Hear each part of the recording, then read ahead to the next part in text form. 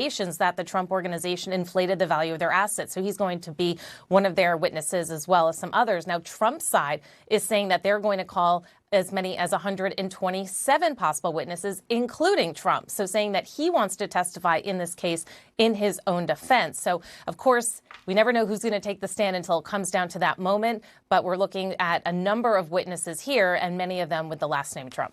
All right, Kara Scannell, thank you so much. Really appreciate it. Joining us to discuss, Nick Akerman, a former assistant U.S. attorney for the Southern District of New York. Nick, would you be surprised if Trump or his eldest sons were called to testify, or are you expecting that?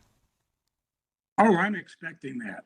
If I were the AG, I would pop them up on the stand almost immediately, because I would expect on a number of these issues, they're going to wind up asserting their Fifth Amendment privilege, claiming that a truthful answer would tend to incriminate them.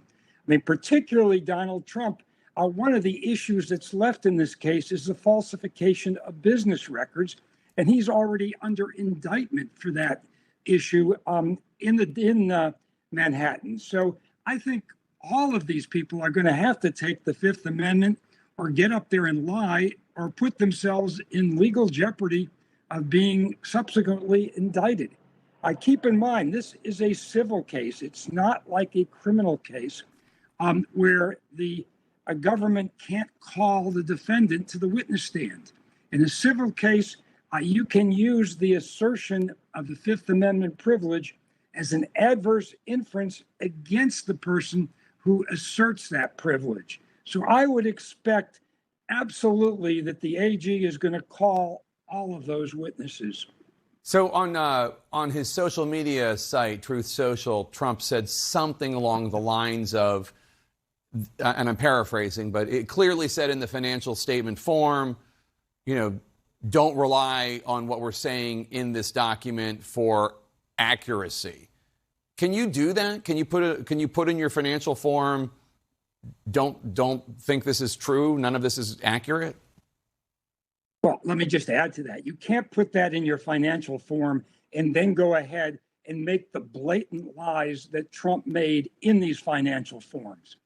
You cannot get a pass for criminal liability by simply telling people you can't really rely on this when you know darn well that what you're saying is a total falsehood. The judge addressed that issue in his opinion this week and basically blew that out of the water.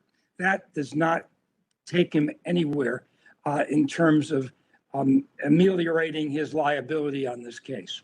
How likely is it, do you think, that the Trump organization will be dissolved? I mean, this is a big company with a lot of properties, a lot of assets. Well, I think it is. There's a good, strong likelihood it will be dissolved. They've already taken away their business licenses in the state of New York, which is absolutely huge in terms of being able to conduct normal business. They're going now for disgorgement of profits up to $250 million, possibly more. Once those numbers start racking up, there's only one place that the state is going to be able to get the funds to make for that, to get that money, and that's going to be through the sale of all these various assets. So, yes, I think that they are in big trouble and that the Trump organization is likely to be dissolved and the assets seized.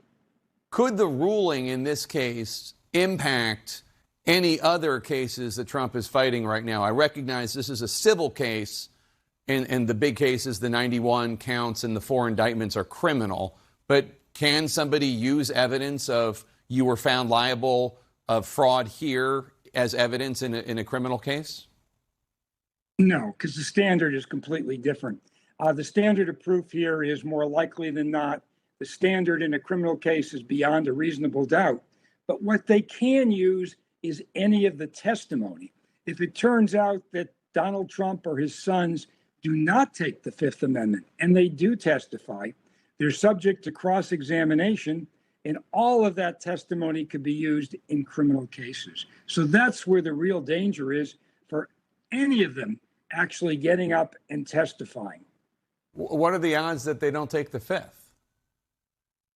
I'd say pretty strong. I mean, if I were their lawyer, there's no way I would ever let them do anything but take the Fifth Right. Amendment. That's what I However, think. don't forget, Trump did testify in his last deposition in this case. Nick Akerman, thank you so much.